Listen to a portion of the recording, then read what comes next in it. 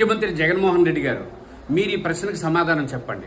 ఉత్తరాంధ్రకి care of address అనారోగ్యం వస్తే ఎవరైనా వెళ్ళేది కేజీహెచ్కి.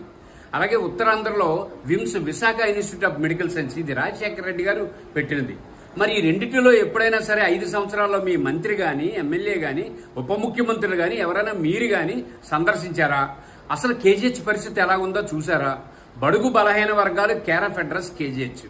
అక్కడ దాదాపుగా డాక్టర్లు సేవలు చేస్తున్నాం, మౌలిక సదుపాయాలు లేవు, కావాల్సిన బెడ్లు లేవు. కానీ రోడ్డుపైన ఇంకా ఈరోజు బాధితులు పడుతున్నారు. వాళ్ళకి కావాల్సిన మౌలిక సదుపాయాలు లేకుండా మీరు అద్భుతాలు చేశామని చెప్తే ఎవరు నమ్మే పరిస్థితి ఉంది?